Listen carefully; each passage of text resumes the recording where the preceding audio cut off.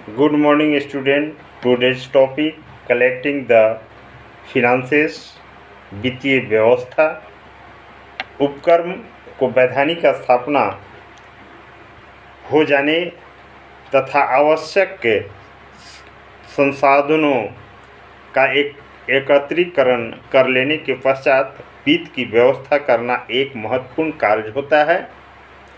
वित्त के अभाव में उद्यमी की योजना साकार नहीं हो पाती, अतः उद्यमी को विभिन्न स्रोतों एवं साधनों में के वित्त एकत्रित करना होता है।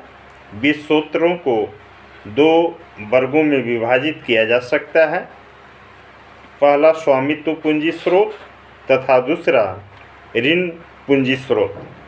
एकल स्वामित्व की दशा में उद्यमी का निजी विनियोग एवं पूंजी साझेदारी फर्म में साझेदारी द्वारा लाई गई पूंजी कंपनी तथा सहकारी संस्था में अंशधारियों द्वारा लगाई गई पूंजी स्वामित्व पूंजी कहलाती है। एक सार्वजनिक संयुक्त पूंजी कंपनी अंश पूंजी एकत्रित करने के लिए जनता को एक प्रविवरण प्रोस्पेक्टस निर्गमित करती है। वह विभिन्न विनियोग संस्थाओं के साथ अभिगोपन अंडरराइटिंग समझौते करती है।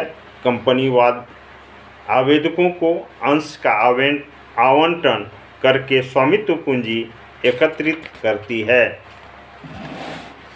एक व्यावसायिक उपक्रम को ऋण पूंजी भी प्राप्त करनी होती है। ऋण पूंजी प्राप्त करने के विभिन्न स्रोत हैं, जैसे औद्योगिक वित्त निगमों एवं व्यापारिक बैंकों के ऋण प्राप्त करना, राज्य सरकार मित्रों एवं सहयोगियों से ऋण प्राप्त करना, सार्वजनिक जमा धन स्वीकार करना तथा ऋण पत्र जारी करना। ऋण पूंजी पर नियमित ब्याज देना होता है तथा कई बार संस्था को अपनी संपत्तियों की गिरवी रखनी होती है। राज्य सरकारों द्वारा ऋण loan advanced by state government.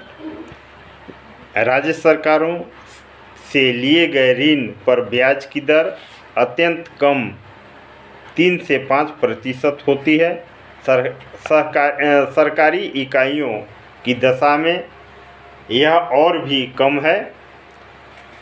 ऋण स्वीकृत करने का अधिकार जिला उद्योग केंद्र को होता है। राज्य वित्त निगम स्टेट फाइनेंशियल कॉरपोरेशन राज्य वित्त निगमों से निजी कंपनियों या सहकारी संस्थाएं 30 लाख तक का ऋण प्राप्त कर सकती है, जबकि अन्य संस्थाएं 15 लाख तक ऋण ले सकती है। ऋण वापसी की अवधि 10 वर्ष, ब्याज की दर 8.25% से 12% वार्षिक होती है। पिछड़े क्षेत्रों की लघु इकाइयों के लिए यह दर 5% से 6% तक होती है।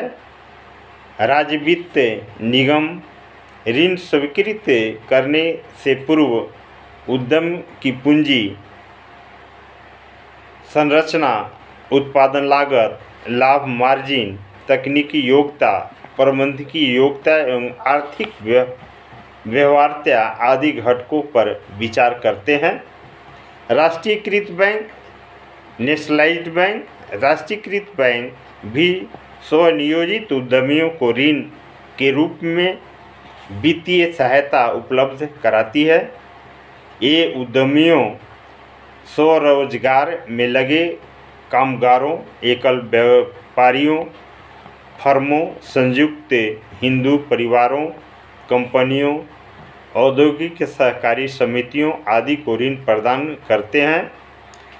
बैंकों द्वारा विभिन्न प्रकार के ऋण एवं अग्रिम प्रदान किए जाते हैं। बैंक उद्योग की प्रकृति तथा इसकी वाणिज्यिक, तकनीकी एवं आर्थिक व्यवहार्यता की जांच करके ऋण प्रदान करते हैं। ऋण की सीमा एक उद्यमी की दशा में 2 लाख तथा व्यक्तियों की समूह की दशा में 3 लाख अब तक सीमा को बढ़ा दिया गया है। इसमें उद्यमी अथवा समूह के उनकी मार्जिन राशि नहीं ली जाती है। लघु उद्योग विकास निगम, स्मॉल इंडस्ट्रीज डेवलपमेंट कॉरपोरेशन, लघु उद्योग विकास निगम भी उद्यमियों की रियायती दर पर कार्यशील पूंजी की आवश्यकता के लिए ऋण उपलब्ध करवाती है। विभिन्न संस्थानों में ऋण एवं वित्तीय सहायता प्राप्त कर लेने पर उद्यमी इसे वित्तीय योजना के अनुसार विनियोजित करने की व्यवस्था करते हैं। उद्यमी को यह बात सदैव ध्यान में रखनी चाहिए कि पूंजी के अभाव में कोई काम नहीं रुके, किंतु व्यवसाय में पूंजी का आवश्यकता से अधिक होना भी उचित नहीं होता। साथ ही स्वामित्व एवं ऋण पूंजी में एक उचित साम्य रहना होना चाहिए। Thank you student.